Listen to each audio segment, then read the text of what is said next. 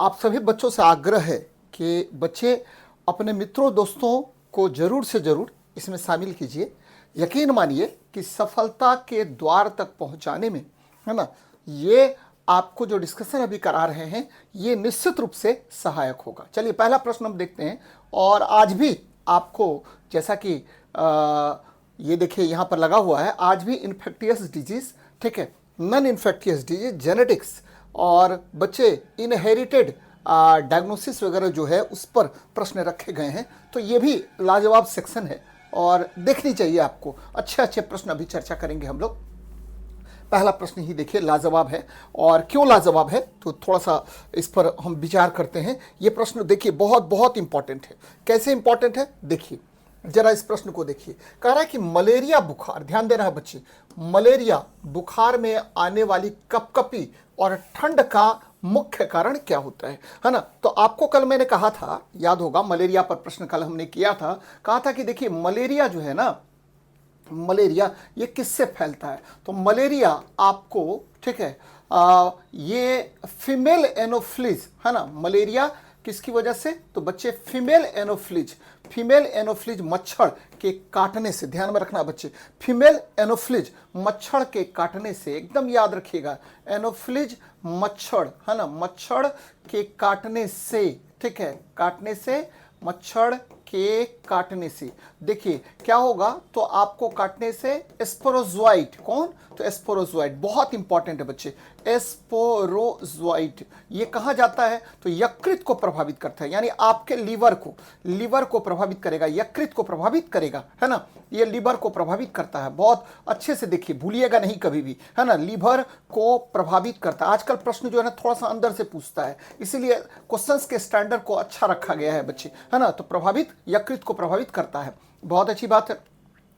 जब ये यकृत को प्रभावित करता है तब क्या होगा, है ना, तो भाई मेरे ये आपको यहां से, है ना, ध्यान में रखिएगा, अलैंगिक जनन होता है, एसेक्सुअल रिप्रोडक्शन होता है। कल मैंने इस पर बहुत विस्तार से चर्चा किया था। एसेक्सुअल रिप्रोडक्शन होता है, यहां पर अलैंगिक जनन होता है, एकदम याद रखना है बच्चे, और लैंगिक जनन होगा, एसेक्सुअल रिप्रोडक्शन होगा। और फिर जाकर के ये क्या करेगा, ये प्रभावित करेगा आपके आरबीसी में, अपनी संख्या को बढ़ाएगा। जैसे ही एसेक्सुअल रिप्रोडक्शन होगा तो आरबीसी में इसकी संख्या क्या होगी, बहुत ज्यादा बढ़ जाएगी। क्या है ये, तो ये प्लाज्मोडियम है बच्चे, प्लाज्मोडियम, है ना, आपको प्लाज्मोडियम है, इसकी संख्या काफी ज्यादा बढ़ जाती है और ये आरबीसी को प्रभावित करता है। और यहां से क्या होगा, आरबीसी को तोड़ देता है। ध्यान में रखिएगा, ये जो प्लाज्मोडियम है ये क्या करेगा, आरबीसी को तोड़ देता है, तोड़ देगा, है ना, तोड़ देता है, एकदम याद रखना बच्चे, तोड़ देता है याद रखिएगा इसको। और ये क्या होगा, तो जैसे ही तोड़ेगा आपको हेमोज्वाइन, याद रखना है बच्चे, क्या निकलेगा, तो हेमोज्वाइन निकलता है, हेमोज्वाइन एक विष निकलता है, हेमोज्वाइन एक विष निकलेगा बच्चे। ये क्या होता है, पॉइजन होता है, पॉइजन। और यही आपको शरीर में क्या करता है, कपकपी उत्पन्न करता है। बहुत अच्छी बात है, फिर से रिपीट कर रहा हूं मैं बच्चे, ध्यान में रखना है। क्या क्या ध्यान में रखना है कि मलेरिया किससे होता है, तो फीमेल एनोफ्लिज मच्छर के काटने से होता है। और ये, ठीक है, आपको क्या, आपके जो है शरीर में किसको प्रवेश करवाता है, तो स्पोरोजोइट को प्रवेश करेगा। और ये किसको प्रभावित करेगा, तो यकृत को प्रभावित करता है। और यकृत में क्या होगा, तो बच्चे एसेक्सुअल रिप्रोडक्शन होगा, अलैंगिक जनन होगा। वहां से आपके आरबीसी में, ठीक है, प्लाज्मोडियम की संख्या में तीव्र गति से वृद्धि होगी, है ना। और आपको ये क्या करेगा, तो आरबीसी को तोड़ देगा, लाल रक्त कणिकाओं को तोड़ देगा। वहां से क्या बनेगा, तो हेमोज्वाइन नामक पॉइजन बनता है जो शरीर में कपकपी उत्पन्न करता है। ये लगभग 3 से 4 दिन में होता है बच्चे, 3 से 4 दिन, यानी 3 से 4 दिन की अवधि में ये काम होगा। तो अब देखिए क्वेश्चन पर आते हैं।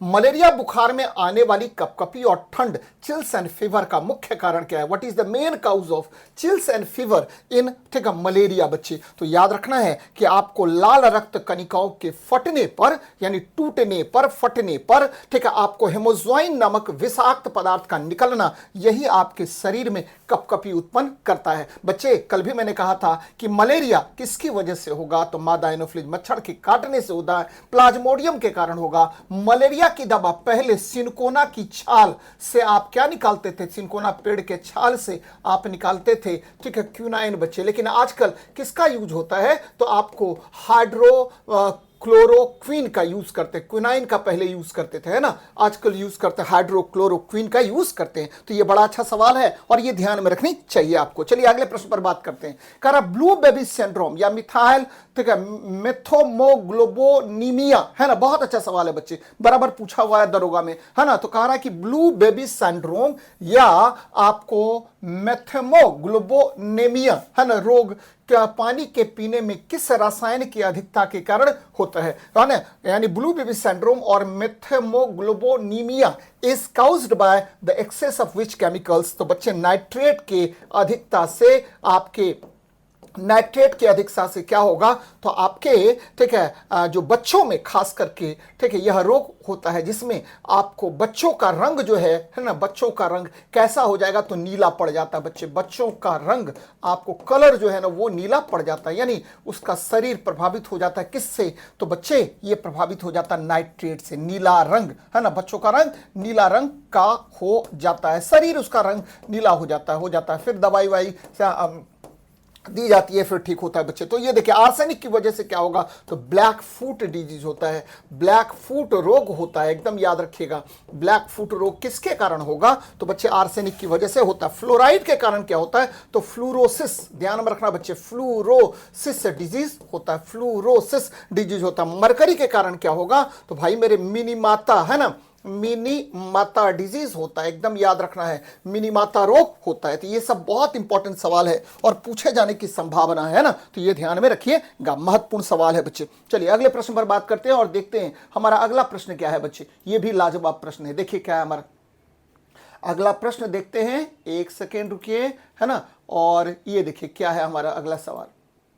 अगला सवाल देखा जाए बच्चा लोग, ये देखिए महत्वपूर्ण सवाल है, देखते हैं क्या है। कह रहा निम्नलिखित में से कौन सा रोग एक्स लिंक्ड रिसेसिव अनुवांशिक विकार है जिसे शाही रोग या रॉयल डिजीज भी कहा जाता है। देखिए which of the following disease is an x linked recessive. देखिए आपके एग्जाम में दो ही एक्स लिंक्ड रिसेसिव डिजीज पाए जाते हैं, मतलब पूछे जाते हैं बच्चे, कौन, तो पहला हेमोफीलिया, ध्यान में रखिएगा, हेमोफीलिया ये एक्स लिंक्ड डिजीज है, ध्यान में रखिएगा, हेमोफीलिया ये एक्स क्रोमोजोम लिंक्ड डिजीज है, x chromosome linked recessive disease है बच्चे। और दूसरा कलर ब्लाइंडनेस, है ना, यही दो आपको ध्यान में रखना बच्चे कि आपको रोग कौन सा है, तो ये रोग है आपको एक्स, ठीक है, linked recessive disease, x linked recessive disease. और जो जेनेटिक डिसऑर्डर, जैसे जेनेटिक डिसऑर्डर यहां पर सभी है, लेकिन ये क्या है बच्चे, तो आपको थैलेसेमिया और सिकल सेल एनीमिया, ये क्या होता है, तो भाई मेरे ये ऑटोसोमल डिजीज होता है, ध्यान में रखना है, ये ऑटोसोमल डिजीज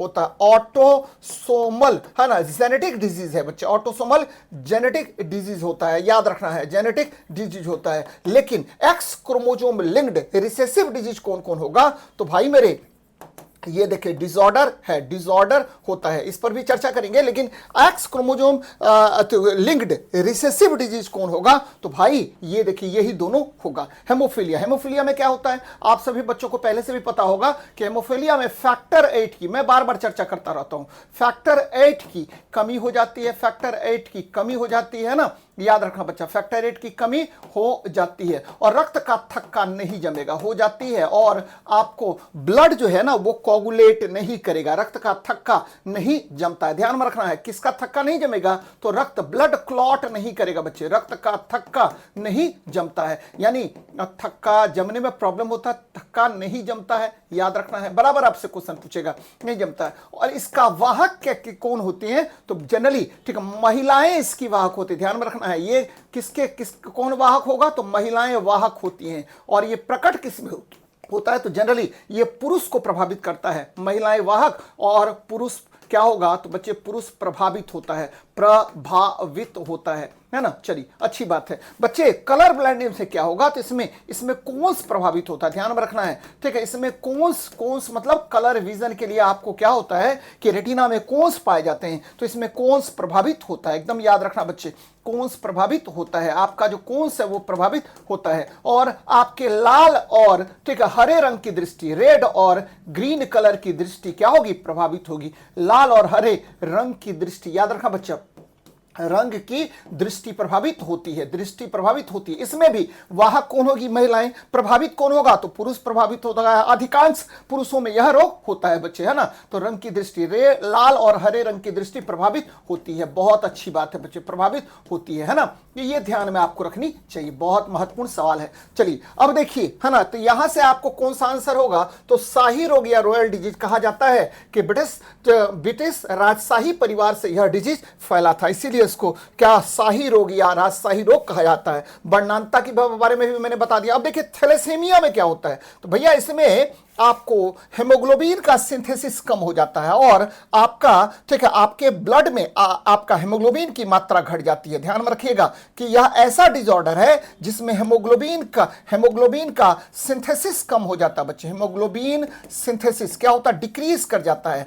सिंथेसिस क्या होगा? तो डिक्रीज कर जाता है। ध्यान में रखिएगा, कम हो जाता है, डिक्रीज कर जाता है, जिसकी वजह से डिक्रीज कर जाता है। ध्यान में रखना बच्चे, कौन सा? तो हेमोग्लोबिन का सिंथेसिस। और आपके रक्त में किसकी कमी हो जाएगी? तो रक्त में आपका रक्त में हेमोग्लोबिन की मात्रा में कमी आ जाती है। हेमोग्लोबिन की मात्रा में क्या होगी? कमी आ जाती है। ध्यान में रखना, थैलेसीमिया में हेमोग्लोबिन की मात्रा आपके शरीर में कम हो जाएगी। अब देखिए सिकल सेल एनीमिया में क्या होगा? तो इसमें रक्त का आकार, याद रखना बच्चे, आरबीसी का आकार, है ना, आकार कैसा होगा? तो इसमें आरबीसी का आकार हो जाता है हंसिए के समान।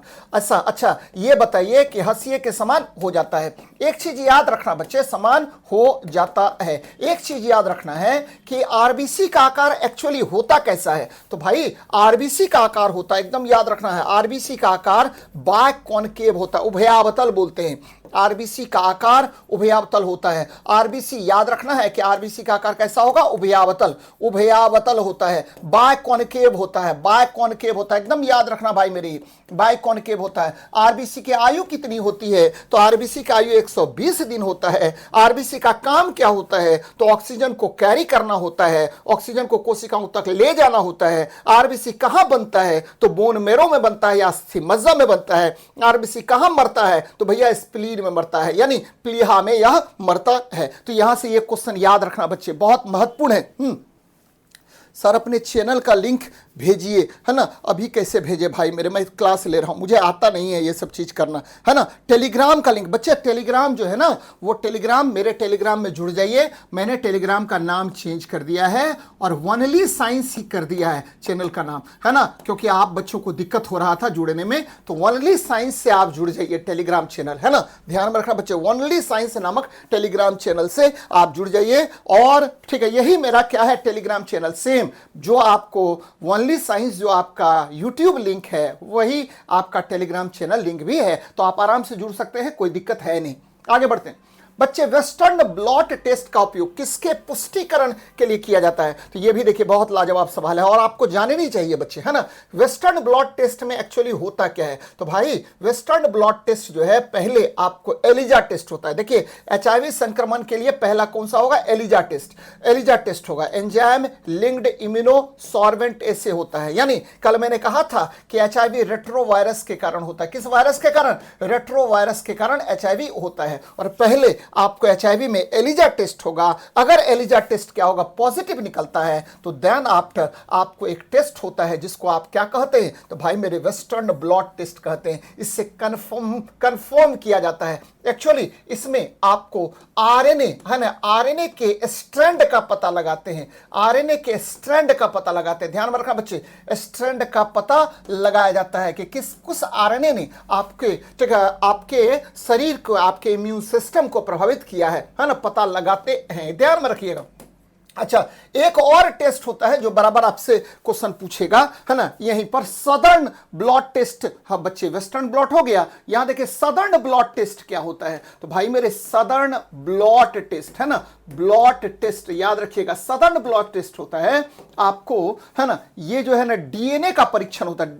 ठीक है, विशिष्ट डीएनए का परीक्षण है बच्चे। विशिष्ट डीएनए परीक्षण कौन होता है? तो विशिष्ट डीएनए का परीक्षण। देखिए वेस्टर्न ब्लॉट टेस्ट में आरएनए के स्ट्रैंड का पता लगाते हैं, जबकि सदर्न ब्लॉट टेस्ट में, याद रखना बच्चा, सदर्न ब्लॉट टेस्ट, है ना, सदर्न ब्लॉट टेस्ट में क्या करते हैं? तो सदर्न ब्लॉट टेस्ट में विशिष्ट डीएनए का परीक्षण करते हैं। विशिष्ट डीएनए का परीक्षण किया जाता है। है, ध्यान में रखना है। अब देखिए मलेरिया का टेस्ट क्या होता है, कल भी मैंने कहा था कि भाई मलेरिया का टेस्ट याद रखिएगा, बहुत इंपॉर्टेंट है, बराबर पूछता है। मलेरिया का टेस्ट होता है ब्लड स्मीयर या रैपिड, है ना, रैपिड टेस्ट होता है बच्चे, ब्लड स्मीयर टेस्ट, है ना, ब्लड स्मीयर टेस्ट लिख लीजिएगा ये सब, है ना, ब्लड स्मीयर टेस्ट होता है। या तो पहले ब्लड स्मीयर टेस्ट कीजिए, या एक और टेस्ट होता है बच्चे रैपिड एंटीजन टेस्ट है, रैपिड एंटीजन टेस्ट, है ना, इसके द्वारा आपको मलेरिया का पता लगाया जाता है। रैपिड एंटीजन टेस्ट के द्वारा आप किसका पता लगाइएगा, तो आप लगाते हैं मलेरिया का, कोविड-19।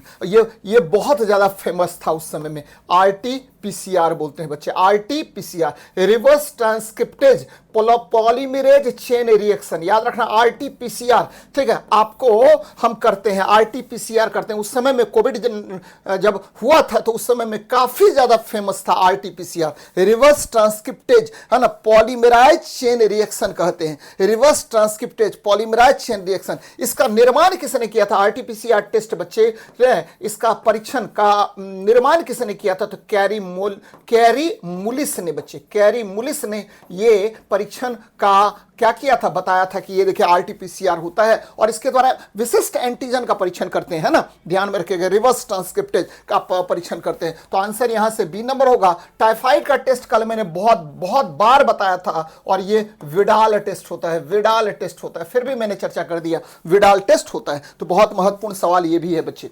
आगे देखते हैं, कह रहा जापानी इंसेफेलाइटिस का वायरस मनुष्य के शरीर में किस मच्छर के काटने से फैलता है। कल मैंने कहा था बच्चे कि जापानी इंसेफेलाइटिस जो है यह विषाणु जनित रोग है, ध्यान में रखिएगा, विषाणु जनित रोग है, विषाणु जनित रोग है। और भाई ये आपको रिहायशी क्षेत्र में, है ना, याद रखना, द वायरस ऑफ जापानी encephalitis reaches the human body through the bite of which mosquito. तो ये देखिए क्यूलेक्स मच्छर के काटने से होता है, क्यूलेक्स मच्छर के काटने से होता है। लेकिन ठीक है, आपको रिहायशी क्षेत्र में यह कैसे फैलता है, तो सुअर के द्वारा, याद रखना बच्चा, सुअर के द्वारा फैलता है। इसीलिए सुअर को रिहायशी क्षेत्र से दूर रखा जाता है, यानी पिग के द्वारा फैलेगा, यानी इट स्प्रेड्स थ्रू पिग बच्चे, है ना, याद रखना है। एडिज एडेप्टिज मच्छर, ये देखिए एनोफिलीज के द्वारा अभी तुरंत मैंने बार चर्चा किया है, तो मलेरिया फैलता है, ध्यान में रखना बच्चे, मलेरिया। एडिज एडेप्टिज मच्छर के काटने से आपको मैंने कल भी कहा था कि देखिए, है ना, आपको जीका, याद रखना बच्चे, जीका, है ना, उसके बाद ठीक है डेंगू, है ना, उसके बाद याद रखना है निपाह वायरस, है ना, निपाह वायरस, है निपाह वायरस, और उसके बाद बच्चे चिकुनगुनिया, चिकुनगुनिया ये फैलता है बच्चे, किसकी वजह से, तो आपको, है ना, आपके एडिज एजेप्टिज मच्छर के काटने से। ध्यान में रखना, क्यूलेक्स तो हो ही गया, इसी क्वेश्चन का आंसर क्यूलेक्स मच्छर होगा। तो ये बहुत इंपॉर्टेंट सवाल है बच्चे, तो इसको खूब अच्छे से देखिए। आगे बढ़ते हैं, कैंसर के उपचार में प्रयुक्त केमोथेरेपी, है ना। अब देखिए थोड़ा सा बात जानते हैं बच्चे, एक्चुअली होता क्या है कि कैंसर है क्या, व्हाट इज कैंसर, तो भाई थोड़ा सा देख लीजिए।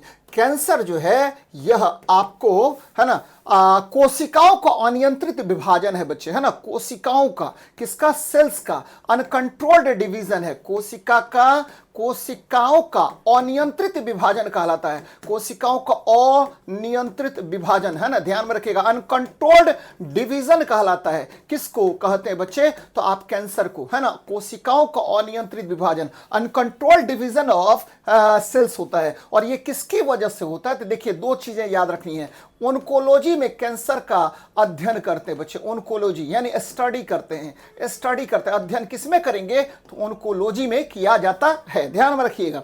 दूसरी बात क्या कि ओन्कोजिन, है ना, ओन्कोजिन जो है ना कैंसर फैलाने वाला जिन होता है, ओन्कोजिन कैंसर फैलाता है बच्चे, यानी कौन सा जिन कैंसर फैलाता है, तो ओन्कोजिन कैंसर फैलाने का काम करता है, ध्यान में रखिएगा। कैंसर का इलाज, है ना, कैंसर का टेस्ट पहले, है ना, कैंसर का परीक्षण किसके द्वारा करेंगे, तो भाई मेरे कैंसर का परीक्षण करते हैं, आप याद रखिएगा, बायोप्सी के द्वारा करते हैं, है ना। कैंसर का इलाज दो तरीके से किया जाता है, कैंसर का इलाज याद रखना है, कैंसर का इलाज किसके द्वारा करते हैं, तो दो तरीके से करते हैं। पहला तो आपको रेडियोथेरेपी बच्चे, है ना, रेडियोथेरेपी, जिसमें रेडिएशंस द्वारा आपको क्या किया जाता है, तो ये जितने भी अनकंट्रोल्ड, है ना, आपका क्या है, तो सेल्स है, ठीक, अनकंट्रोल्ड डिवीजन वाला सेल्स है, उसको मार दिया जाता है, या केमिकल्स का उपयोग करके मार देंगे बच्चे, केमोथेरेपी, है ना, किसको मारेंगे? तो आपका जो अनकंट्रोल्ड डिवीजन जिस सेल्स में हो रहा है उस सेल्स को मारते हैं बच्चे। तो कैंसर के उपचार में what is the main principle of chemotherapy used in cancer treatment? तो बच्चे प्रतिरक्षा प्रणाली को बढ़ाना इम्यूनोलॉजी कहलाता है, ध्यान में रखना है, इम्यूनोलॉजी कहलाता है ना, इम्यूनोलॉजी कहलाएगा। इससे कोई लेना नहीं, तेजी से विभाजित होने वाली कोशिकाओं को मारना इसका मुख्य काम होता है। देखिए केवल ट्यूमर को सर्जरी से हटाना यह सर्जिकल प्रोसेस होता है, यह डिफरेंट हो गया। तो ये ध्यान में रखना बच्चे, बहुत महत्वपूर्ण सवाल है ये। आगे बढ़ते हैं, नेक्स्ट क्वेश्चन पर बात करते हैं। कह रहा कि सैल्मोनेला टाइफी, बहुत अच्छा सवाल है बच्चे, है ना। सैल्मोनेला टाइफी, कल मैंने कहा था कि देखिए टाइफाइड जो होता है ना, टाइफाइड, है ना, इसको आप इंटेस्टाइनल फीवर भी कहते हैं, इंटेस्टाइनल फीवर भी कहते हैं, इंटेस्टाइनल फीवर कहते हैं बच्चे। ये किसकी वजह से होता है? तो ये ठीक है आपको लिखा हुआ है साल्मोनेला टाइफी के कारण। टाइफाइड याद रखना बच्चे, साल्मोनेला टाइफी की वजह से, ये जीवाणु है इसकी वजह से होता है ना। साल्मोनेला टाइफी के कारण यह रोग होगा, याद रखना बच्चे, ये जीवाणु है ना, साल्मोनेला टाइफी, है ना, बहुत इंपॉर्टेंट है। एक्चुअली क्या होता है कि ये देखिए ये आंत को प्रभावित करता है, छोटी आंत को प्रभावित करता है बच्चे, इसीलिए इसको आंत ज्वर भी कहते हैं। छोटी आंत को प्रभावित करता है, छोटी आंत को प्रभावित करता है कौन? तो टाइफाइड बच्चे। और कल मैंने इसका टेस्ट भी बताया था कि देखिए इसके लिए टेस्ट विडाल टेस्ट होता है, अभी भी चर्चा किया था, है ना, विडाल टेस्ट इसका होता है। कभी कभी क्या होता है कि ठीक है आपको इसका बैक्टीरिया जो है ना वह आपको छिपकर, है ना, छिपकर कहां रहता है? तो बच्चे पित्ताशय में, गोल ब्लाडर में स्थित रहता है। जैसा आपको यहां पर देखिए, है ना, टाइफाइड मैरी, याद रखा बच्चा, ये देखिए एक नर्स थी, है ना। तो टाइफाइड मैरी कौन थी? तो टाइफाइड मैरी एक नर्स थी, याद रखना बच्चे। और ठीक है थोड़ा सा जान लीजिए टाइफाइड मैरी के विषय में। टाइफाइड मैरी जो है यह एक नर्स थी और ठीक है इसको क्या था बच्चे? तो इसको क्या था? तो एक्चुअली टाइफाइड का कोई सिम्टम्स नहीं था, यह टाइफाइड के जो जीवाणु है उसका कैरियर थी। यह एक ठीक है ये आपको मेड थी, मतलब खाना बनाने वाली कुक थी, जो न्यूयॉर्क में बहुत सारे घरों में आपको सबसे पहले खाना बनाती थी। और इन्हीं से इनके खाना मतलब हाथ से छूने से, या आपको पता है टाइफाइड जो है ना दूषित भोजन पानी से हो सकता है कि पानी की वजह से ठीक उस एरिया में जो है ना आपको फैल गया कौन? तो बच्चे टाइफाइड फैल गया। बाद में जब पता किया गया तो पता चला कि ठीक है जिस घर में ठीक है ये मैरी, ठीक है तो मेरलोन मेरी नाम था इनका, मेरलोन मेरी जिस घर में काम करती थी उस घर में ठीक बच्चों को, ठीक है बड़ों को, बुजुर्गों को, सबको क्या हुआ बच्चे? तो टाइफाइड रोग हो गया। बाद में उसको ठीक है पहले ठीक है आपको 1903 से लेकर के 1910 तक या 1905 से 1910 तक इनको क्वारंटाइन किया गया, फिर इनको छोड़ दिया गया। ये अलग नाम से जो है कहीं पर बस गई, लेकिन फिर ये चूंकि कुक्का ही काम करने लगी, फिर बहुत ज्यादा आपको टाइफाइड रोग फैल गया उस एरिया में, है ना। फिर जाकर के इनको 26 साल के लिए क्वारंटाइन कर दिया गया था बच्चे। तो इसीलिए ठीक है याद रखना है कि साल्मोनेला टाइफी का जो जीवाणु होता है वह आपके गोल ब्लाडर या पित्ताशय में जाकर के क्या होता है? देखिए ठीक है पित्ताशय में छोटी आंत के पास पित्ताशय होता है, वहां जाकर के छिपा हुआ रहता है और ये ऑटोसोमल बन जाता है बच्चे, यानी आपको सिम्टोमिक एसिम्प्टोमिक बन जाएगा। यानी जो मार्लन मेरी था उनके जो है उनमें किसी प्रकार का टाइफाइड का लक्षण नहीं दिखा, लेकिन वो कैरियर थी और पूरे एरिया में टाइफाइड फैलाई। तो ध्यान में रखना है साल्मोनेला टाइफी बैक्टीरिया मानव शरीर के किस अंग में छिप पर कैरियर अवस्था बना लेता है? ठीक है वह है आपको कौन बच्चे? तो पित्ताशय, गोल ब्लाडर। चलिए अच्छी बात है, आगे बढ़ते हैं।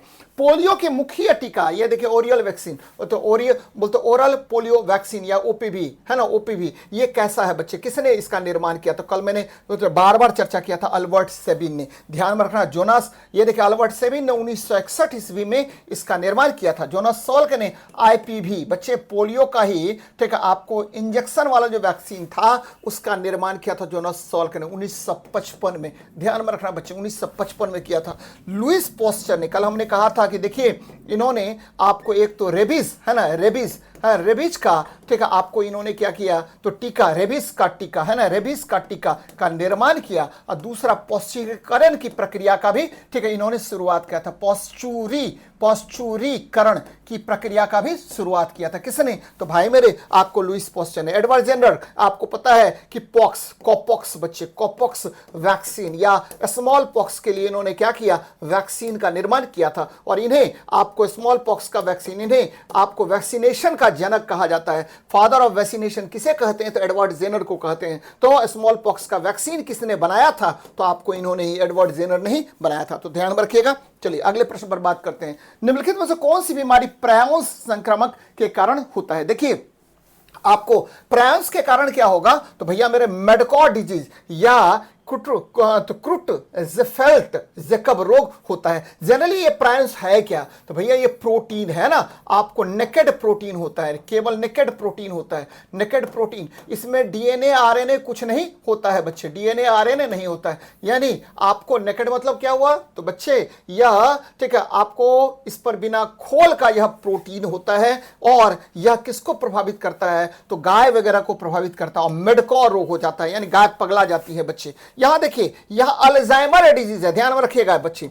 अल्जाइमर मनुष्य में होता है अल्जाइमर, और ठीक है, इसमें याद रखना है ये आपको क्या है, अल्जाइमर डिजीज आपका क्या है, मानसिक रोग है ना, मतलब मानसिक क्षमता को प्रभावित करता है, मानसिक क्षमता को प्रभावित करता है। ध्यान में रखिए बच्चे, मानसिक क्षमता को प्रभावित करता है और मेमोरी लॉस करेगा। ध्यान में रखना, मेमोरी लॉस होगा इसमें। अल्जाइमर में क्या होता है, तो बच्चे न्यूरॉन का धीरे धीरे क्षय हो जाता है, जिसकी वजह से आपको मेमोरी में कमी आ जाती है, यानी स्मृति को घट जाता है बच्चे, मेमोरी में कमी आ जाती है। ध्यान में रखिएगा, कमी आ जाती है किसकी वजह से, तो बच्चे आपको अल्जाइमर रोग से। तो ध्यान में रखना, बहुत महत्वपूर्ण बात है ना, याद रखिएगा, याद रखना है बच्चे। पार्किंसन ये भी आपको मस्तिष्क से संबंधित रोग है। इसमें ये क्या करता है, तो बच्चे मोटर है ना, मोटर एक्टिविटीज को प्रभावित करता है, यानी मोटर एक्टिविटीज को प्रभावित करेगा, एक्टिविटीज को प्रभावित करेगा, यानी चलने फिरने में आपको कठिनाई होगी और आपका हाथ पैर ऐसे ऐसे थर थर करेगा बच्चे, है ना, ऐसे ऐसे थर थर करेगा। ध्यान में रखना बच्चे, यानी इसमें क्या होगा, तो मोटर एक्टिविटीज प्रभावित होती है, यानी आपका गति है ना, शरीर की गति प्रभावित होती है। ध्यान में रखिएगा, शरीर की गति प्रभावित होगी, है ना, ठीक से चलने में, ठीक से बैठने में, है ना, आपको दिक्कत होगी। मोटर एक्टिविटीज प्रभावित होता है ना, आपका पैर हाथ थर थर करने लगता है।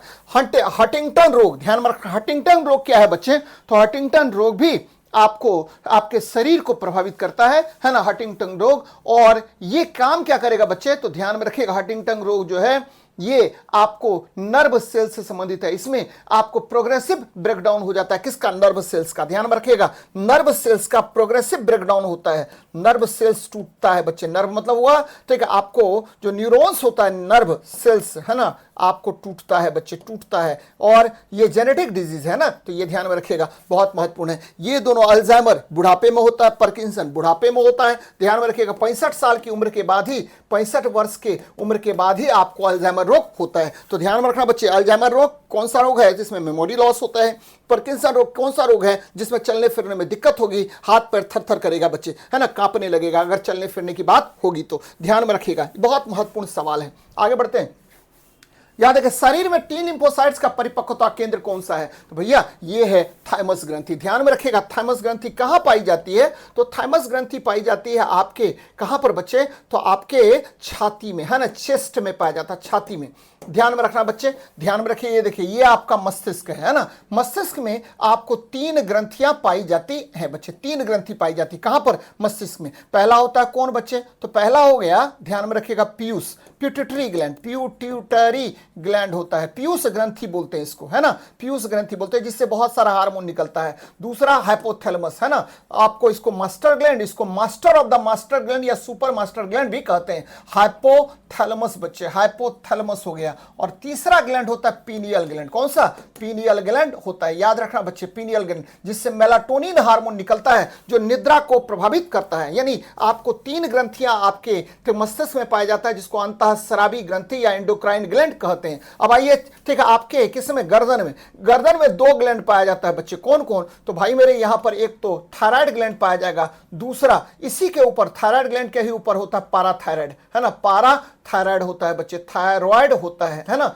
तो 2 ग्लैंड होता है। ये देखिए थायराइड के ऊपर पाराथायराइड होगा। अब आइए चेस्ट में बच्चे, चेस्ट में आपको क्या होता है, तो यहीं पर आपका पाया जाता है कौन सा ग्लैंड, तो थाइमस ग्लैंड। याद रखना है कि थाइमस ग्लैंड जो है बुढ़ापे में, ठीक है, इसका उम्र 25 साल के बाद इसका जो आकार है वो छोटा होता जाता है और यहां से थाइमोसिन हार्मोन निकलता है जो टी लिम्फोसाइट्स और बी लिम्फोसाइट्स को प्रभावित करता है। तो ध्यान में रखिएगा कि थाइमस ग्लैंड जो है जैसे जैसे उम्र बढ़ेगा तो आपको इसका आकार छोटा होता जाता है और यह टी लिम्फोसाइट्स को मैच्योर करता है बच्चे, कौन, थाइमस ग्लैंड। ध्यान में रखिएगा अस्थि मज्जा में रक्त, है ना, रक्त जो है ना, रक्त, ठीक है, क्या होता बनता है बच्चे, अस्थि मज्जा में रक्त बनता है। जो भी रक्त है बच्चे, कौन कौन रक्त में आता है, तो आरबीसी भी बनेगा कहां पर, अस्थि मज्जा में, डब्ल्यूबीसी भी बनेगा और प्लेटलेट्स का भी निर्माण कहां होता है, तो आपको, ठीक है, आपके अस्थि मज्जा में होता है। यकृत आपको पता है पित्तरस का निर्माण करता है, लीवर, ठीक है, यहां से बिलिरुबिन, ठीक, यहां से बिलिबार्डिन, यहां से आपको हिपेरिन, बहुत सारे विटामिन,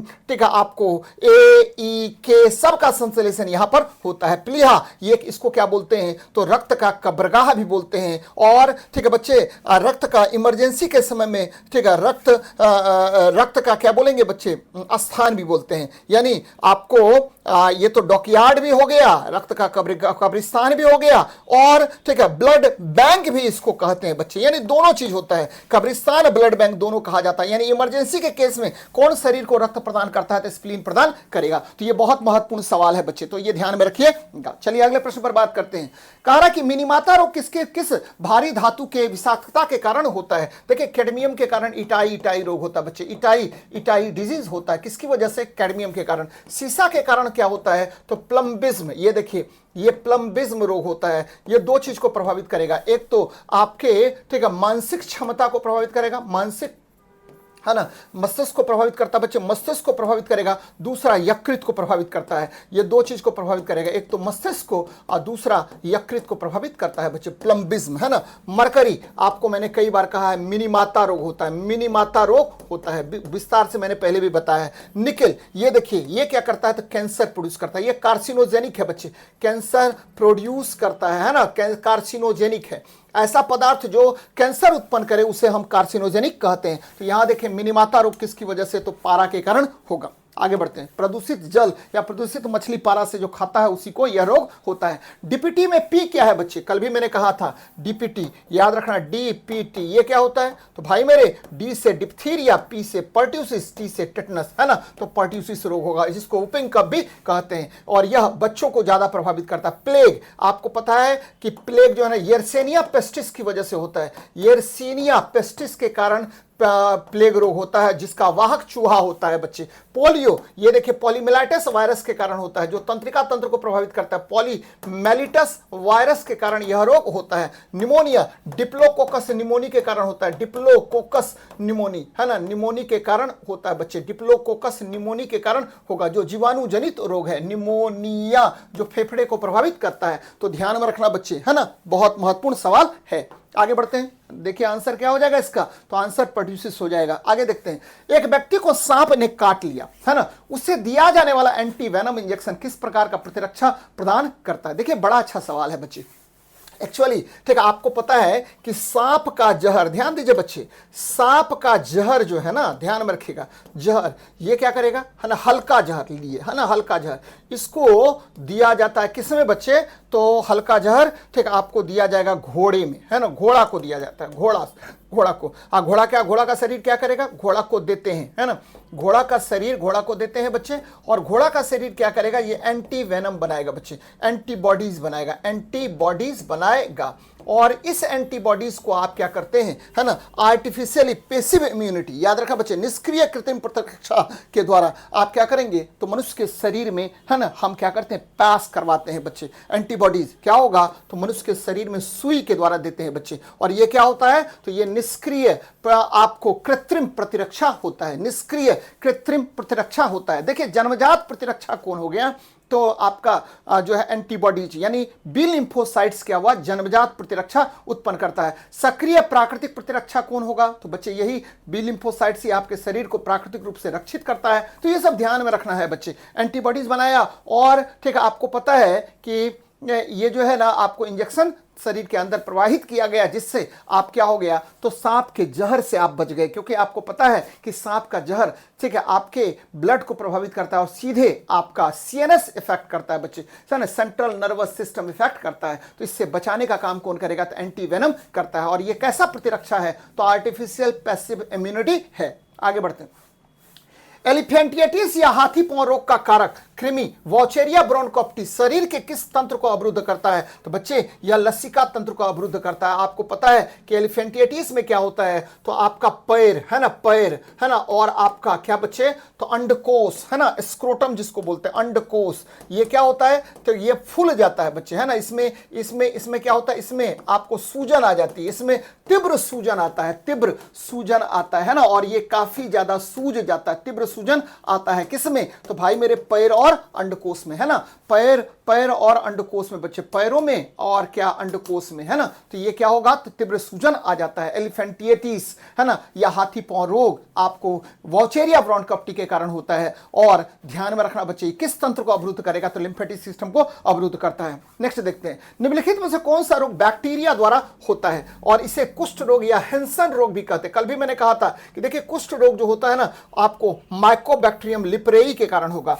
माइकोबैक्टीरियम लिपरेई के कारण होगा बच्चे। माइकोबैक्टीरियम ट्यूबरकुलोसिस के कारण टीबी या तपेदिक रोग होता है ना। कॉर्नी बैक्टीरियम डिप्थेरियाई के कारण आपको डिप्थेरिया होता है बच्चे, है ना, याद रखना। इसके कारण क्या होता है, डिप्थीरिया होता है, डिप्थीरिया होता है, कॉर्नी बैक्टीरियम डिप्थीरिक है। साल्मोनेला टाइफी की वजह से क्या होगा, तो बच्चे टाइफाइड होता है। क्या होता है, टाइफाइड रोग होता है, टाइफाइड रोग होता है। तो ध्यान में रखिएगा, ठीक है। आपको कौन सा बैक्टीरिया द्वारा और आपको कुष्ठ रोग होता है, तो बच्चे यह आपको होगा माइकोबैक्टीरियम लिपरेई के कारण। और ये देखिए इसमें क्या होगा, इसमें हाथ पैर की अस्थियां आपको गलगल कर गिरने लगता है। इसमें हाथ पैर की अस्थियां बच्चे, हाथ पैर के बोन्स जो है, हाथ पैर के बोन्स क्या होगा, तो बोन्स जो है गल गल कर गिरने लगता है। ध्यान में रखिएगा, गल गल कर गिरने लगता है ना, बहुत महत्वपूर्ण है, गल गल कर गिरने लगता है ना, याद रखना बच्चा, बड़ा इंपॉर्टेंट है, बराबर पूछता है, गिरने लगता है और गल गल कर गिरने लगता है। और इसमें क्या होता है, तो भाई मेरे आपको इसमें दवा के रूप में आपको एमडीटी का कोर्स किया जाता है बच्चे, एमडीटी मल्टी ड्रग थेरेपी दवा का यूज करते हैं। ये कोर्स होता है और उस कोर्स को पूरा किया जाता है, जिससे यह रोग ठीक हो जाता है। आगे बढ़ते हैं, यहां देखिए ऑन्कोजिन का संबंध किस बीमारी से है, तो भैया आपको पता है कैंसर से संबंधित है। देखिए मधुमेह है, याद रखना है, इंसुलिन आपको कहां से निकलता है, तो पेनक्रियाज के बीटा सेल से, यानी अग्न्याशय के, ठीक है, पेनक्रियाज के बीटा सेल से क्या निकलेगा, तो भाई मेरे बीटा सेल से ये निकलता है आपको इंसुलिन, जो क्या करता है, तो बच्चे रक्त शर्करा को नियंत्रित करने का काम करता है ना। और अगर इंसुलिन की मात्रा कम हो जाएगी तो रक्त शर्करा नियंत्रित नहीं हो पाएगा। रक्त शर्करा का नियंत्रण करता है बच्चे, ध्यान में रखिएगा, रक्त शर्करा का नियंत्रण करता है। रक्त शर्करा का नियंत्रण कौन करेगा, तो यही करता है इंसुलिन हार्मोन, है ना। तो ध्यान में रखना, रक्त शर्करा का नियंत्रण करता है कौन, इंसुलिन करता है ना, ध्यान में रखना बच्चे। और ठीक है, आपको पता है क्या करेगा रक्त शर्करा को, तो यहां देखिए ग्लूकोज, आपके रक्त में ग्लूकोज की मात्रा ठीक है अगर बढ़ गई, तो ध्यान में रखिए बच्चे कि ग्लूकोज को इंसुलिन जो है बदलता है किस में, तो ग्लाइकोजेन में। किस में बदलता है, ग्लाइकोजेन में बदलता है, ग्लाइकोजेन में बदलता है, जो कहां स्टोर्ड होता है, तो या तो यह मांसपेशी में स्टोर्ड होगा या आपके यकृत में स्टोर्ड होता है। हैजा आपको पता है विब्रियो कोलेरी के कारण होता है, विब्रियो कोलेरी के कारण आपका क्या होगा, हैजा होता है, कोलेरेई, है ना, याद रखा बच्चा। कल हमने कहा था कि यह जो है ना जल जनित रोग है, प्रदूषित जल की वजह से फैलता है। टीबी है ना, आपको माइकोबैक्टीरियम ट्यूबरकुलोसिस है, वायु जनित रोग है बच्चे, वायु जनित रोग है ना, आपको एयर या ड्रॉपलेट डिस्पोज्ड डिजीज ये होता है बच्चे, टीबी। तो ये ध्यान में रखिएगा। अगले प्रश्न पर बात करते हैं, कह रहा इटाई रोग जापान में किस धातु के प्रदूषण से हुआ था, तो कैडमियम के प्रदूषण से हुआ था। आर्सेनिक के कारण ब्लैक फुट रोग होता है, पारा के कारण मिनीमाता रोग होता है। आगे बढ़ते हैं, मानव पेपिलोमा वायरस का संक्रमण मुख्य रूप से किस कैंसर का कारक होता है बच्चे? ये ग्रीवा कैंसर होता है जनरली। ये ठीक है, आपको महिलाओं में होता है, महिलाओं में जनन अंग प्रभावित होता है बच्चे, है ना। महिलाओं में आपको क्या होगा तो सर्विक्स ये प्रभावित होता है, सर्विक्स प्रभावित होगा बच्चे, सर्विक्स प्रभावित होता है इससे, है ना। तो ध्यान में रखिएगा, इसको क्या कौन सा कैंसर बोलते हैं? तो ग्रीवा कैंसर बोलते हैं। अच्छा, ब्लड कैंसर किसको कहते हैं? तो ल्यूकेमिया, ल्यूकेमिया को ब्लड कैंसर कहा जाता है। ध्यान में रखिएगा बच्चे, है ना। फेफड़ों का भी कैंसर होता है, यकृत का भी कैंसर होता है, जिसको यकृत के कैंसर को आप क्या कहते हैं? तो बच्चे सिरहोसिस कहा जाता है, सिरहोसिस कहा जाता है। जनरली यकृत का कैंसर जो होता है वह ज्यादा ठीक है क्या पीने से होता है भाई मेरे? तो ज्यादा आपको शराब पीने से होता है। फेफड़ों का कैंसर किसकी वजह से होता है? तो ज्यादा धूम्रपान करने की वजह से होता है। तो ये बातें याद रखिएगा। आगे देखते हैं डाउन सिंड्रोम, बहुत अच्छा सवाल है और ध्यान पूर्वक देखिए, है ना। यहां देखिए बच्चे, है ना, ये पहली बार हम लोग चर्चा कर रहे हैं डाउन सिंड्रोम। इसमें क्या होता है? तो ये देखिए, मैंने क्या कहा कि डाउन सिंड्रोम कैरियोटाइप क्या होगा? ट्राइसोमी 21, है ना। मतलब क्या हुआ? तो आपको 21वां गुणसूत्र इसमें त्रिसूत्री हो जाता है। ध्यान में रखिएगा कि प्रत्येक गुणसूत्र में कितना सूत्र होता है? तो जनरली 2 सूत्र होता है, लेकिन यहां देखिए, है ना, 21वां गुणसूत्र में क्या है? 3 सूत्र है बच्चे। 21वां गुणसूत्र में कितना सूत्र हो गया? 3 सूत्र हो गया। और बच्चा क्या हो जाएगा? तो मंगलवार्ड हो जाएगा बच्चे, यानी ललाट चौड़ा हो गया, है ना। कौन चौड़ा? तो ललाट चौड़ा हो गया बच्चा लोग, है ना, ध्यान में रखना है। और ओठ मोटा हो गया, इसको मंगलवार्ड कहते हैं। यानी 21वें गुणसूत्र क्या होगा? ट्राइसोमी हो जाएगा। अब देखिए 2-3 बातें हैं जो आपके एग्जाम में पूछता है ना, ध्यान में रखना बच्चे। ये तो समझ गए डाउन सिंड्रोम। दूसरा, और ये याद रखना है बच्चे, क्या है? कौन सा? Turner syndrome. ध्यान में रखना बच्चे, टर्नर सिंड्रोम किसमें होता है? अगर क्वेश्चन ये पूछे तो महिलाओं में, है ना, याद रखना है, बहुत महत्वपूर्ण है, बहुत बार ये क्वेश्चन पूछा हुआ है। टर्नर सिंड्रोम किसमें होगा? तो भैया सबसे पहले फीमेल में होता है, कहीं से भी दिक्कत नहीं रखना है, फीमेल में होता है, फीमेल में होता है। चलिए अच्छी बात है।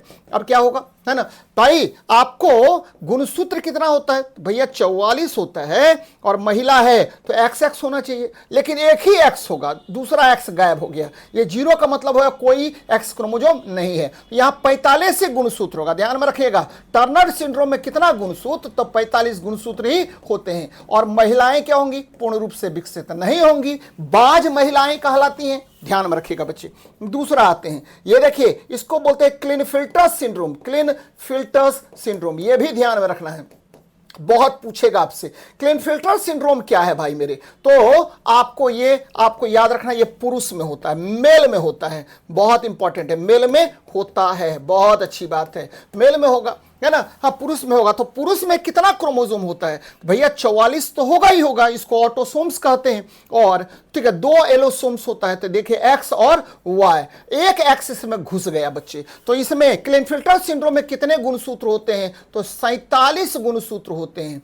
कौन गुणसूत्र अधिक होता है? तो एक X गुणसूत्र अधिक होता है, जिसके कारण जो मेल होगा वो पूर्ण विकसित नहीं होगा, उसमें फीमेल का गुण आ जाएगा। तो ये बातें याद रखनी है आपको, है ना। अब देखिए, अब एक दो चीजें और जो आपको खूब पूछेगा बच्चे। सबसे पहले बात करते हैं एडवर्ड सिंड्रोम। एडवर्ड सिंड्रोम, इसमें याद रखना बच्चे, एडवर्ड सिंड्रोम पर चर्चा कर रहे हैं। इसमें 18वां गुणसूत्र त्रिसूत्री हो जाता है। ध्यान में रखिएगा, एडवर्ड सिंड्रोम में क्या होगा? 18वां गुणसूत्र त्रिसूत्री बच्चे, 18वां गुणसूत्र क्या होगा? तो ट्राइसोमी हो जाएगा। 18वां गुणसूत्र क्या होगा? तो बच्चे ट्राइसोमी, 3 हो गया उसमें, है ना। अब देखिए एक और सिंड्रोम पर चर्चा कर लेते हैं बच्चे, जिसको क्या कहा जाता है? तो भाई मेरे, इसको पटाउस सिंड्रोम कहा जाता है। पटाउ, PATAU, है ना, पटाउस सिंड्रोम कहते हैं। और इसमें क्या होगा? तो 13वां गुणसूत्र त्रिसूत्री हो जाता है। 13वां गुणसूत्र क्या होगा? त्रिसूत्री हो जाएगा। एकदम याद रखिएगा, 13वां गुणसूत्र क्या होगा? त्रिसूत्री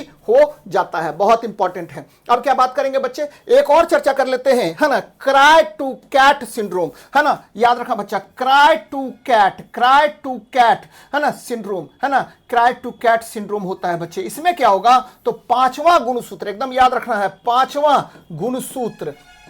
गुणसूत्र का एक जो थ्रेड है वो छोटा हो जाता है, और बच्चा जो है ना वो किसके तरह रोएगा? तो बिल्ली के तरह, है ना। 5वां गुणसूत्र का थ्रेड, है ना, थ्रेड बच्चे, थ्रेड मतलब धागा, है ना, थ्रेड छोटा हो जाता है, छोटा छोटा हो जाता है, ध्यान में रखिएगा, छोटा हो जाता है, जिसकी वजह से क्या होगा, तो भाई मेरे आपको बच्चा किसके तरह रोएगा, तो बिल्ली के तरह। तो फिर से रिपीट कर रहा हूं, डाउन सिंड्रोम में 21वां गुणसूत्र सूत्री होता है, टर्नर सिंड्रोम में 45 गुणसूत्र होता है, एक एक्स गुणसूत्र कम होता है, महिलाओं में होता है। क्लिनफिल्टर सिंड्रोम में 47 गुणसूत्र होता है, पुरुष में होता है, और ठीक है 44 प्लस XXY गुणसूत्र हो जाएगा। एडवर्ड सिंड्रोम में 18वां गुणसूत्री सूत्री हो जाता है। पटाउ सिंड्रोम में आपको 13वां गुणसूत्री सूत्री हो जाता है।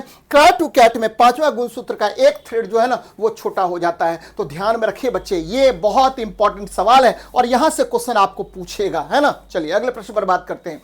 सिरोसिस रोग, ठीक है, शरीर के किस अंग को खराब करता है जो अत्यधिक शराब पीने से होता है, तो भाई मेरे ये देखिए यकृत, शराब अभी तुरंत बताए थे, लिवर सिरोसिस होता है भाई मेरे, लिवर सिरोसिस होता है। जनरली हृदय में कौन सा रोग होगा, तो बच्चे कोरोनरी अर्थरोक्लोरोसिस डिजीज होता है। हृदय में क्या होगा, तो हृदयाघात होता है, हृदयाघात होता है। हृदय में क्या होगा, तो भाई मेरे आपको आपका जो है ना हृदय दर्द करने लगेगा, जिसको एंजाइना कहते हैं ना, एंजाइना, इसका जो मसल्स है वो ठीक से ठीक है प्रसारित नहीं होगा, जिसकी वजह से एंजाइना हो जाता है। ठीक है, लंग्स में कौन सा रोग होता है भाई मेरे, लंग्स में जो है ना ये रोग होता है, सबसे पहले आपको अस्थमा, याद रखो होगा आपको, मैंने कहा था अस्थमा होगा, फिर मैंने कहा निमोनिया होगा, फिर मैंने कहा टीवी होगा बच्चे, टीवी, निमोनिया, ये सब रोग किससे संबंधित है, तो भाई मेरे ये सब रोग संबंधित है आपको लंग से। गुर्दा में कौन सा रोग होगा, तो भाई सबसे पहले तो नेफ्राइटिस होगा, नेफ्राइटिस, गुर्दा में सूजन हो जाएगा, गुर्दा में सूजन हो गया तो नेफ्राइटिस कहते हैं। और आपको पता है कि गुर्दा काम करना बंद कर देगा तो ठीक है आपको होमोडायलिसिस करना पड़ेगा, होमोडायलिसिस करना पड़ता है बच्चे, है ना, बार बार डायलिसिस पर रखना पड़ता है गुर्दा को, याद रखना। नेफ्राइटिस मतलब क्या हुआ कि नेफ्रॉन में सूजन हो जाता है, नेफ्रॉन में सूजन हो जाएगा। जैसे आपको विल्सन डिजीज भी किससे संबंधित है, तो आपको अगर कॉपर की अधिकता हो जाएगी तो आपका गुर्दा प्रभावित हो जाता है, जिसको विल्सन डिजीज कहा जाता है। आगे बढ़ते हैं, निम्नलिखित में से कौन सा टीका जीवित, ठीक है, छीन नहीं है बल्कि एक टॉक्सॉइड है। बच्चे ये देखिए बीसीजी, बेसिलस कालमेट ग्वेरिन, टीबी में दिया जाता है ना, टीबी, है ना। आपको पता है कि टीबी रोग से प्रतिरक्षित किया जाता है किसको, बच्चों को, नवजात शिशुओं को। बच्चे ओपीवी, है ना, ये भी क्या है, तो भाई मेरे ओपीवी आपको मैंने कहा था थोड़ी देर पहले कि देखिए जोनास साल्क ने ओपीवी यानी पोलियो के लिए वैक्सीन का निर्माण किया था। चलिए पोलियो के लिए वैक्सीन बनाया था बच्चे, ड्रॉप्स नहीं, ड्रॉप्स बनाया था अल्बर्ट सेबिन ने। खसरा, इसमें भी क्या होता है, तो बच्चे आपको पता है एमएमआर दिया जाता है, आपको मिजल्स, है ना, आपको मम्प्स और रुबेला ये दिया जाता है बच्चे। तो ये तीनों जो है ना आपको जीवित है बच्चे, जीवित छीन, हाँ, आपको जीवाणु से प्राप्त किया जाता है। ये देखिए ये खसरा विषाणु से, ठीक है, पोलियो विषाणु से, टीबी जो है जीवित जीवाणु से प्राप्त किया जाए, यानी जीवित छीन ये वैक्सीन होगा, जीवित छीन वैक्सीन होता है, एकदम याद रखना, जीवित छीन वैक्सीन होता है। बहुत अच्छी बात है। टिटनस में क्या होता है,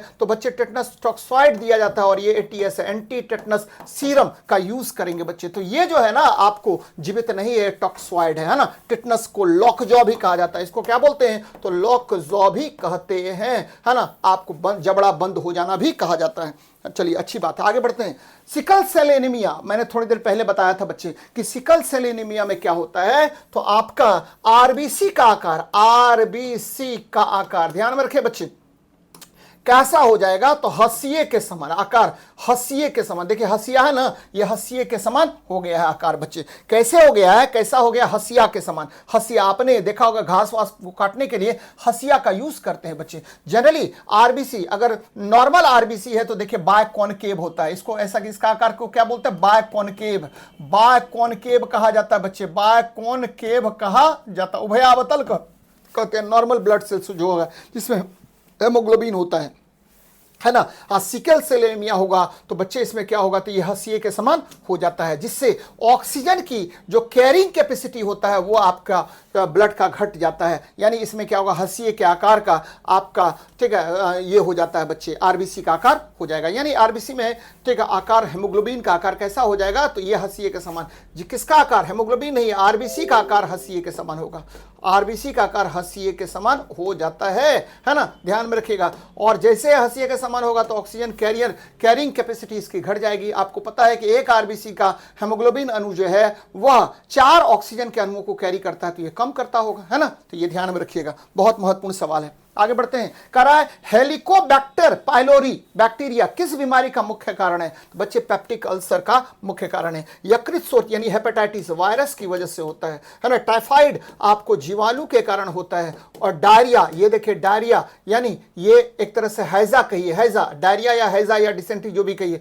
ये ठीक है जीवाणु के कारण होता है। विब्रियो कोलेरी बोलते हैं, विब्रियो कोलेरी कहते हैं बच्चे, तो ये भी याद रखना है आपको। आगे बढ़ते हैं। कारण निपा वायरस का प्राकृतिक मेजबान कौन सा जानवर होता है? बच्चे निपा वायरस जो होता है वो चमगादड़ के कारण फैलता है। ध्यान में रखिएगा, चमगादड़ एक आपको क्या होता है, फल होता है जिसको क्या कहा जाता है बच्चे? तो वो फल का नाम है, ध्यान में रखना है, उस फल का नाम है टोरोपस, है ना। टोरोपस फल को खाता है, चमगादड़ टोरोपस फल को खाता है।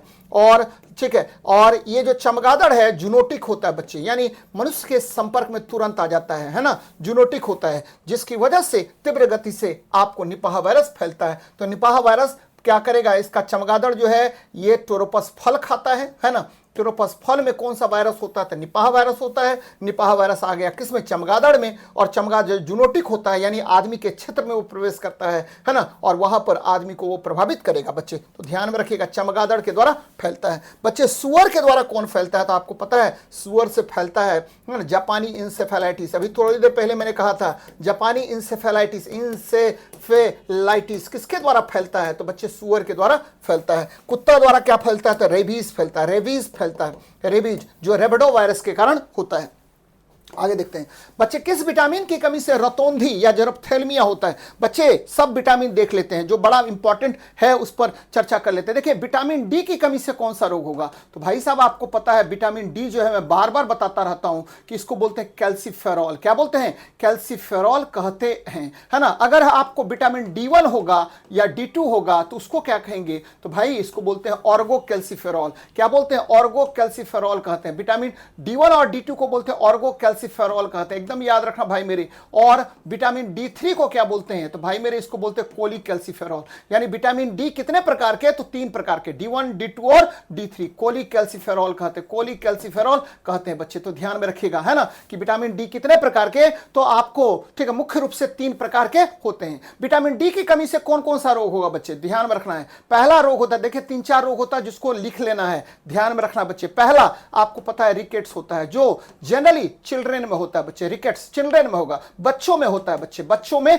क्या होगा? तो आपको रिकेट्स होगा, है ना। आपको ठीक है नौजवान में या कहिए एडल्ट वगैरह में क्या होता है? ऑस्टियोमलेशिया होता है, ऑस्टियोमलेशिया होता है, जनरली एडल्ट्स में होता है। एडल्ट्स में क्या होगा? तो आपको ऑस्टियोमलेशिया होगा, ठीक है बच्चे। आपको बो नी होता है, याद रखना है, आपका बो नी यानी पैर जो है ना धनुष टंकार हो जाएगा, धनुष टंकार, बोनी भी बोलते हैं इसको, बोनी कहा जाता है बच्चे, है ना, बोनी कहा जाता है, ध्यान में रखिएगा। बोल लेग कहते हैं, बोनी नहीं बोल लेग कहते हैं बच्चे, बोल लेग हो जाएगा, यानी धनुष टंकार रोग कहते हैं। हिंदी में बात करेंगे तो बोल लेग कहिए इंग्लिश में, और हिंदी में कहते हैं धनुष टंकार। और क्या होता है बच्चे, है ना, आपको ठीक है ये जो है ना आपका नी जो है ना, नी आपस में सटने लगेगा बच्चे, है ना, नॉक नी बोलते हैं इसको। क्या बोलते हैं? नॉक नी कहा जाता है। और एक रोग होता है आपको, कौन सा बच्चे? विटामिन डी की कमी से, तो ये होता है आपको याद रखना ऑस्टियोपोरोसिस, जिसमें आपका ऑस्टियोपोरोसिस बोलते हैं, यानी आपके हड्डी में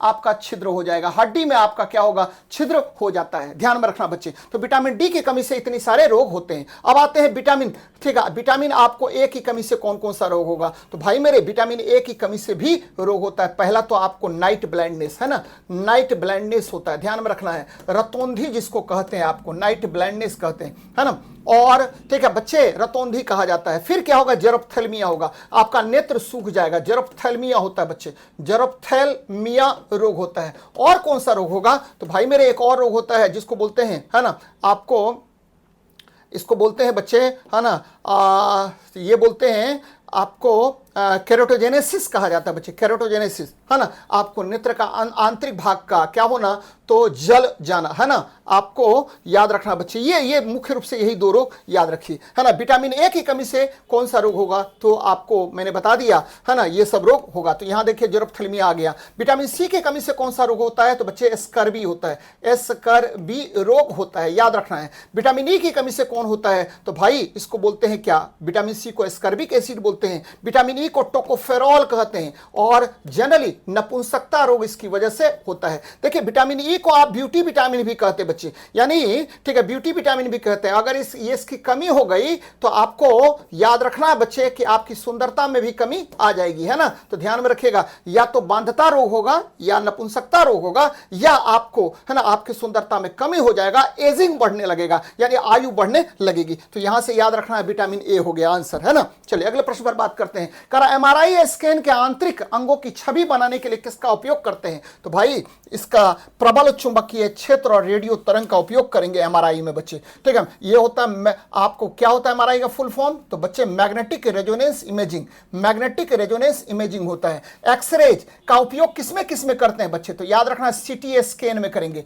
कंप्यूटेड टोमोग्राफी स्कैन में किया जाता है, सीटी स्कैन में करते हैं, है ना, ध्यान में रखना है। फिर क्या करेंगे? एंजियोग्राफी में किया जाता है बच्चे। एंजियोग्राफी में बार बार क्वेश्चन पूछेगा कि एंजियोग्राफी में किसका करते हैं प्रयोग? तो बच्चे हृदय में, ठीक है, वल्व आपका ठीक काम कर रहा है या नहीं कर रहा है, या वल्व में किसी प्रकार का कोलेस्ट्रॉल जमा हो गया है या बंद हो गया है, तो इसका पता लगाने के लिए एंजियोग्राफी करते हैं, ध्यान में रखना है। फिर देखिए एक और काम करते हैं बच्चे, तो मेमोग्राफी यानी स्तन कैंसर का पता लगाने के लिए मेमोग्राफी किया जाता है, उसमें भी आपको एक्स किरण का यूज करते हैं। फिर देखिए आपको पता है बेरियम मिल में, यानी आंत आपका ठीक है या नहीं है, आंत का कोई भी अंग खराब है या नहीं है, इसका पता लगाने के लिए बेरियम का घोल पिलाते हैं और फिर जाकर के आपको एक्सरे किया जाता है। तो बेरियम मिल में भी आपको एक्स किरण का ही यूज करेंगे। बोन एक्सरे में भी आपको, बोन एक्सरे ही है तो क्या होगा, बोन एक्सरे में भी एक्स किरण का यूज किया जाता है। तो ये सब याद रखनी है बच्चे। अब देखिए तो अल्ट्रासाउंड यानी अल्ट्रासोनोग्राम में यूज करते हैं, अल्ट्रासोनोग्राम बनाया जाता है इसका, अल्ट्रासोनोग्राम में इसका यूज करते हैं। किसका? तो भाई मेरे अल्ट्रासाउंड का। और गामा किरण का यूज करते हैं पीईटी में, पॉजिट्रॉन इमिशन टोमोग्राफी में बच्चे। पीईटी में, पीईटी को क्या बोलते हैं? Positron emission tomography, positron emission tomography कहा जाता है। तो इसमें किया जाता है बच्चे इमिशन टोमोग्राफी, है ना। इसमें क्या होता है, तो आपको शरीर के विभिन्न अंगों का, है ना, आपको गामा रेज के द्वारा आप फोटो निकालते हैं, है ना। तो ये सब ध्यान में रखनी चाहिए आपको। बहुत अच्छा सवाल है, आगे बढ़ते हैं। निम्नलिखित में से कौन सा प्रोटोजोआ जनित है जो मसूड़ों से खून आने और ठीक है दुर्गंध का कारक होता है बच्चे? तो ये देखिए इसमें एंटेमीबा जिंजीवेलिस होता है। एंटेमीबा हिस्टोलिका के कारण क्या होता है? आंत्रीय पेचिश रोग होता है बच्चे, है ना। इंटेस्टाइनल डायरिया होता है, इंटेस्टाइनल डायरिया रोग होता है बच्चे। आंत्रीय पेशीय रोग होता है, आंत्रीय पेचिश रोग होता है। इंटेस्टाइनल क्या होगा? डायरिया होता है बच्चे, डायरिया, है ना, ये रोग होता है, यानी आंत्रीय पेचिश रोग होगा, आंत्रीय पेचिश रोग होता है, ये भी ध्यान में रखना है बच्चे। और देखिए और क्या क्या है ना, इसमें और कौन कौन?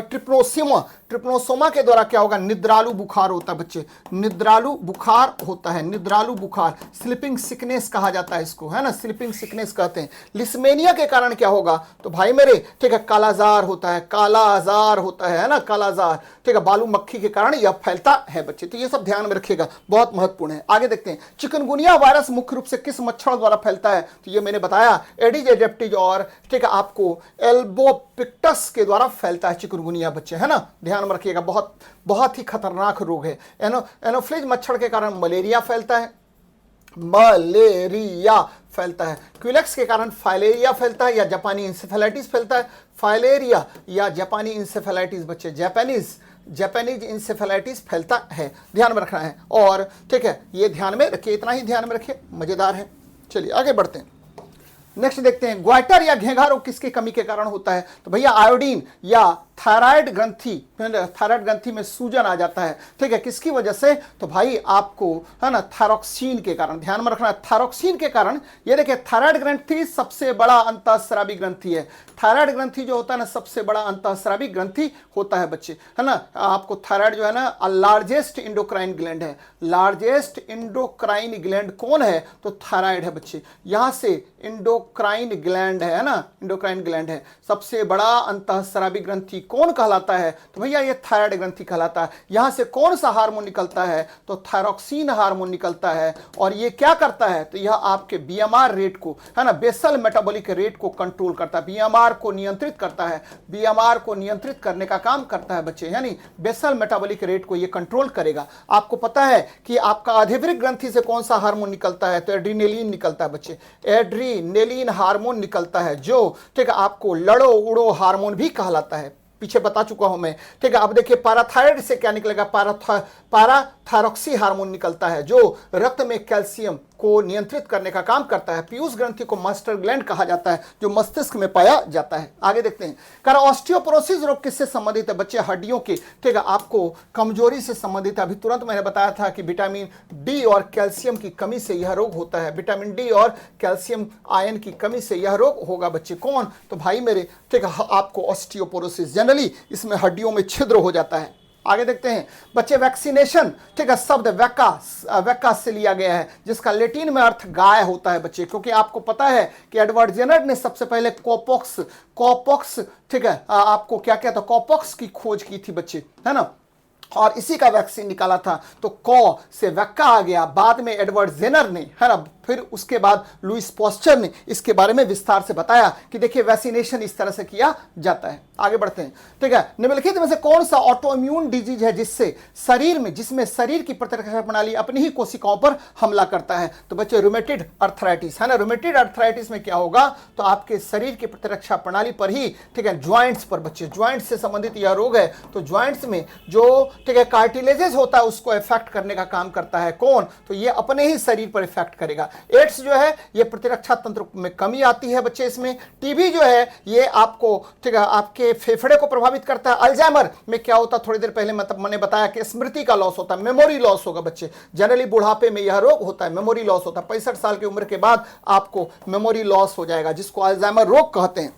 आगे देखते हैं, ठीक है। कारण ट्रिपल एंटीजन किस टीके को कहा जाता है? देखिए यहां पर ट्रिपल एंटीजन दो ठो है ना। बेसिलस कालमेट ग्वेरिन जो है ये आपको टीबी के लिए दिया जाता है, ट्यूबरकुलोसिस के लिए एक ही रोग है ना। डीपीटी, यहां देखिए 3 रोग है, डिप्थीरिया, पर्ट्यूसिस, टिटनस। और एमएमआर, मिसल्स, मिजल्स, ठीक है, आपको मम्प्स और रूबेला, है ना, ये भी आपको ट्रिपल एंटीजन है। लेकिन सबसे पहले ट्रिपल एंटीजन डीपीटी के लिए प्रयोग में लाया गया था। हेपेटाइटिस बी, आपको पता है कि इसके लिए अलग इंजेक्शन होता है। और ये आपके जो है ये हेपेटाइटिस जो है बच्चे, ये वायरस के कारण होता है, तो ध्यान में रखना है बच्चे। तो ये भी एक ही रोग के लिए टीका दिया जाता है। तो लेकिन यहां पर 2 आपको है, ट्रिपल एंटीजन 2 है, एक डीपीटी और एक एमएमआर है। लेकिन डीपीटी को पहले खोजा गया था, पहले दिया गया था, इसीलिए ट्रिपल एंटीजन किसको कहा जाएगा? तो डीपीटी को कहा जाएगा।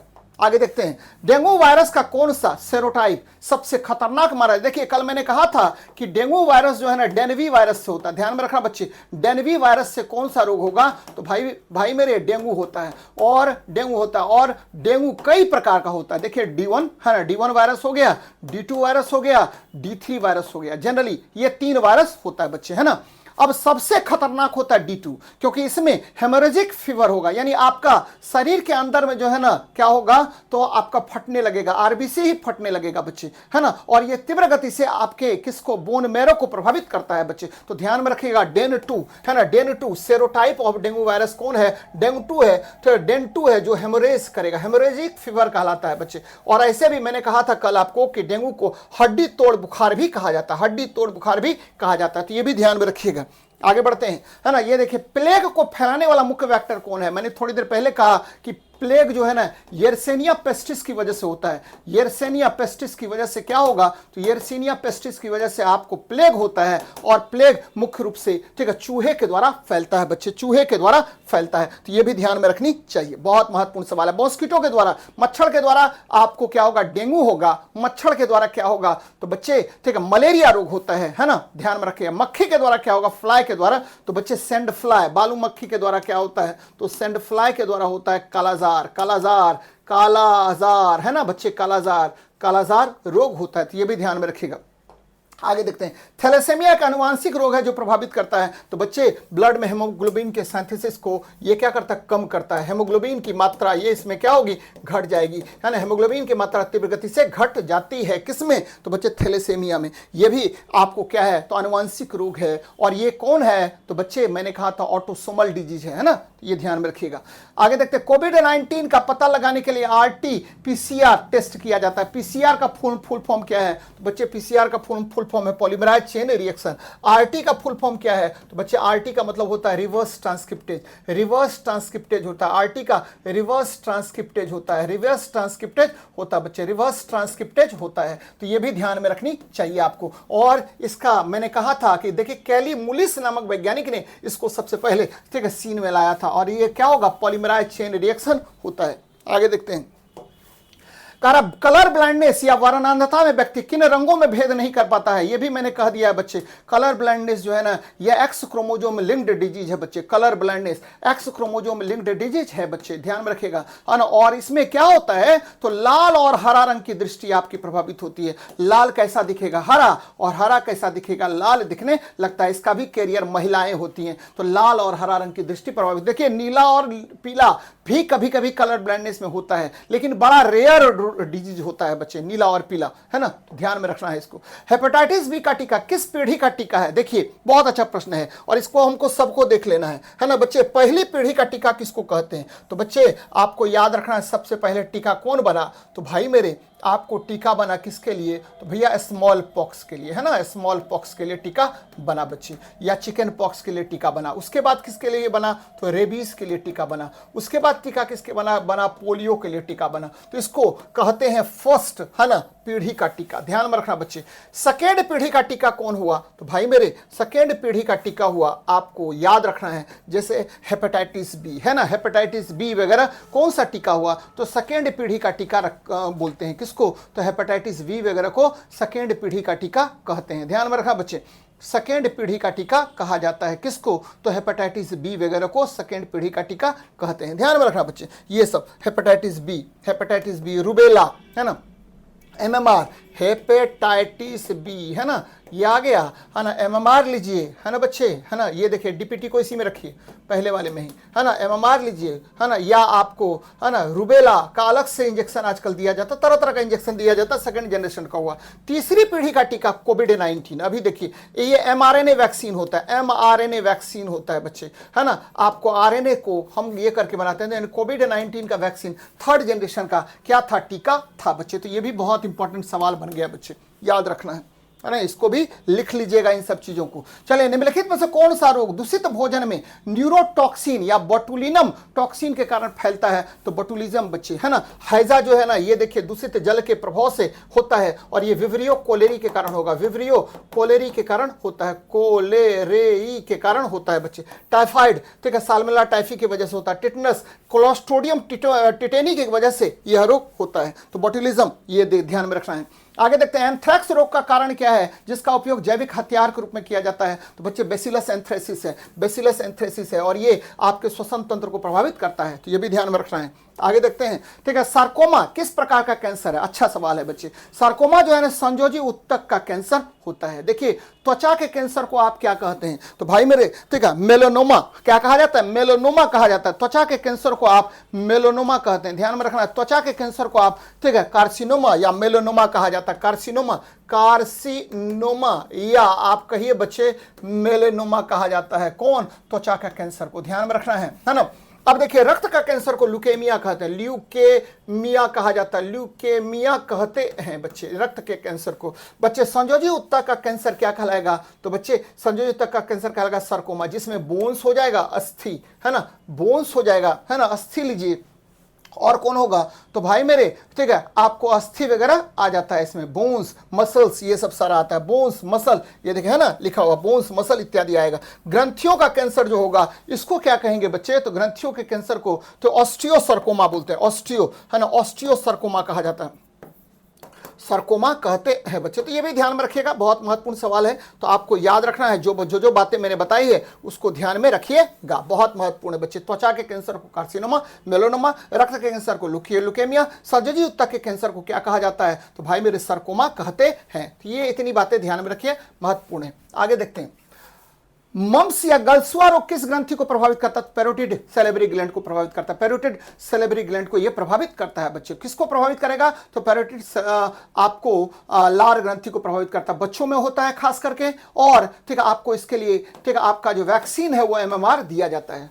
आगे बढ़ते हैं, है ना। विश्व का पहला मानव हृदय प्रत्यारोपण किसने किया था? तो बच्चे क्रिश्चियन बर्नार्ड ने किया था। क्रिश्चियन बर्नार्ड ने किया था। भारत में वेणुगोपाल ने किया था। भारत में वेणुगोपाल ने किया था। विलियम हॉर्बे ने आपको रक्त परिसंचरण तंत्र या ब्लड सर्कुलेशन के बारे में बताया था। ब्लड सर्कुलेशन या रक्त परिसंचरण के बारे में किसने बताया था? तो विलियम हॉर्बे ने। Hargobind Khorana artificial gene synthesis के बारे में बताया था। आर्टिफिशियल जीन सिंथेसिस के बारे में बताया था बच्चे। किसने? तो आपको आर्टिफिशियल जीन के बारे में किसने बताया? हरगोविंद खुराना ने। वाटसन और क्रिक ने क्या दिया? तो डबल हेलिक्स मॉडल दिया था। डबल हेलिक्स मॉडल दिया था वाटसन और क्रिक ने। आगे देखिए, ठीक है, विल्सन रोग शरीर में किस तत्व के जमा होने से होता है? तो बच्चे ये तांबा के जमा होने से होता है। ध्यान में रखिएगा, विल्सन रोग आपको पता है किडनी को प्रभावित करेगा और यह तांबा के जमा होने से होता है ना। अच्छा सवाल है, बहुत इंपॉर्टेंट है, बराबर पूछता है। निम्नलिखित में से कौन सा मच्छर दिन के समय में काटता है? तो भैया आपको एनोफ्लिज और क्यूलेक्स दोनों रात में काटता है। रात में काटता है बच्चे, रात में काटता है। कौन? तो भाई मेरे आपका एनोफ्लिज और क्यूलेक्स। और देखिए एडिज दिन में काटता है, दिन के समय में काटता है, दिन के समय में काटता है। ध्यान में रखना बच्चे, अच्छी बात है। और सारा कुछ मैंने ठीक है बता दिया है आपको डेंगू के बारे में। आगे देखते हैं, क्वाशियोरकर रोग बच्चों में किसकी गंभीर कमी के कारण होता है? तो भाई साहब आपको पता है कि प्रोटीन की कमी से दो रोग होता है। एक होता मरासमस, एक रोग होता मरासमस, और दूसरा रोग क्या होता है? तो क्वाशियोरकर होता है। क्वाशियोरकर होता है, तो ये भी ध्यान में रखिएगा, है ना। ये गंभीर प्रोटीन ठीक है विकृति हो गया बच्चे, तो आंसर सी नंबर होगा। आगे देखते हैं, है ना। इबोला क्या है बच्चे? तो एक विषाणु है ना, काउज एपिडेमिक इन अफ्रीका, यानी एक विषाणु है जो आपको ठीक है आपको महामारी फैलाता है बच्चे। महामारी, जहां भी ये रोग होगा तो पूरे एरिया को क्या करेगा? ये प्रभावित करने का काम करता है, तो महामारी रोग होता है, ध्यान में रखना है।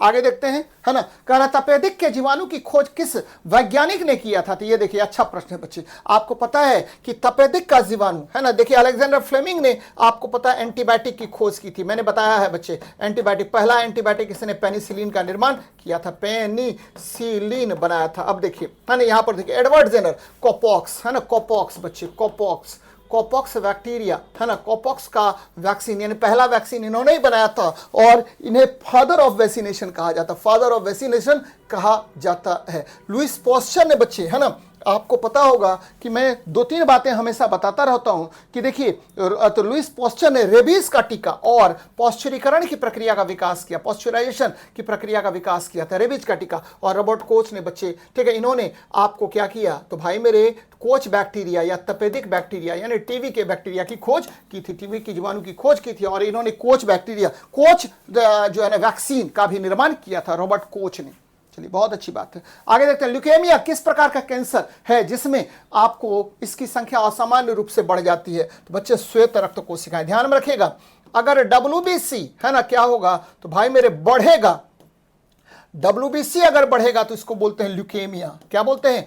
ल्यूकेमिया कहा जाता है, याद रखना बच्चे, है ना। WBC अगर घटेगा तो इसको क्या बोलते हैं? तो भाई मेरे लाइकोपेनिया कहते हैं, लाइकोपेनिया कहा जाता है ना। फिर देखिए, अगर RBC की संख्या बढ़ेगी, याद रखना RBC की संख्या अगर क्या होगी? बढ़ जाएगी, तो इसको बोलते हैं बच्चे, क्या बोलेंगे?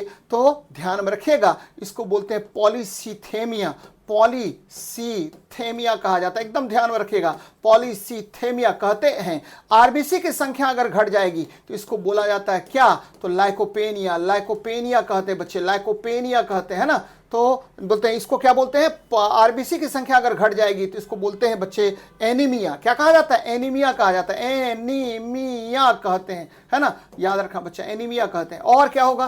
प्लेटलेट्स की संख्या अगर क्या होगी? तो प्लेटलेट्स की संख्या अगर बढ़ जाएगी, प्लेटलेट्स की संख्या अगर बढ़ जाएगी तो इसको क्या बोलेंगे? तो भाई मेरे इसको बोलते हैं थ्रोम्बोसिस, थ्रोम्बोसिस कहा जाता है, थ्रोम्बोसिस कहते हैं। और अगर इसकी संख्या घट जाएगी तो ध्यान रखिएगा डेंगू में घटता है, लेकिन क्या होता है तो थ्रोम्बोस, ठीक है, थ्रोम्बोसाइटोपेनिया, थ्रोम्बोसाइटोपेनिया, थ्रोम्बोसाइटोपेनिया कहते हैं बच्चे, साइटोपेनिया कहते हैं जनरली, ठीक है। किसमें घटता है तो ध्यान में रखिएगा, डेंगू में घटेगा, और किस में घटेगा तो भाई मेरे हेपेटाइटिस में घटता है, और किस में घटेगा तो एड्स में घटता है ना। हेपेटाइटिस और एड्स में भी आपको क्या होगा तो प्लेटलेट्स की संख्या में कमी आती है। तो भाई फिर से रिपीट कर रहा हूं, आरबीसी की संख्या का बढ़ना पॉलीसीथेमिया, आरबीसी की संख्या का घटना एनीमिया, डब्ल्यूबीसी की संख्या का बढ़ना क्या हुआ ल्यूकेमिया, और डब्ल्यूबीसी की संख्या का घटना लाइकोपेनिया। प्लेटलेट्स की संख्या का बढ़ना, याद रखना बच्चे, बढ़ना यह कहलाएगा थ्रोम्बोसिस, और प्लेटलेट्स की संख्या का घटना क्या कहलाएगा तो भाई मेरे थ्रोम्बोसाइटोपेनिया कहलाएगा। किस किस रोग में आपको प्लेटलेट्स की संख्या घट जाती है तो डेंगू में, हेपेटाइटिस में, एड्स में घट जाता है। तो आंसर आप मार लीजिएगा श्वेत रक्त कोशिकाएं, है ना बच्चे। तो बच्चे बस एक ही आग्रह है आप सभी बच्चों से, अगर ठीक अच्छा लग रहा होगा तो कमेंट कीजिए, और कुछ सुधार करने की आवश्यकता होगी तो वो करिए। और क्या करना है बच्चे कि ज़्यादा से ज़्यादा मित्रों दोस्तों को शेयर कीजिए, है ना। यकीन मानिए कि मेरी सफलता आपकी सफलता में सुनिश्चित है, और जब तक आप लाइक सब्सक्राइब नहीं कीजिएगा, है ना, आप कमेंट नहीं कीजिएगा तो फिर चैनल को ग्रो करना थोड़ा सा कठिन हो जाएगा। तो सफल मैं अपने आप को सफल तभी मानूंगा जब आप मेरी पढ़ाई हुई बातें आपको क्या होगा फायदा करेगा, आपके एग्जाम में क्वेश्चन लड़ेगा। और बच्चे कृपया करके शेयर कीजिए, ठीक है, कमेंट कीजिए, भर भर के कमेंट कीजिए बच्चे, कुछ भी बोलिए जरूर, लेकिन ठीक है जरूर से जरूर काम कीजिए बच्चे, है ना। मिलते हैं नेक्स्ट क्लास में। जय हिंद, जय भारत।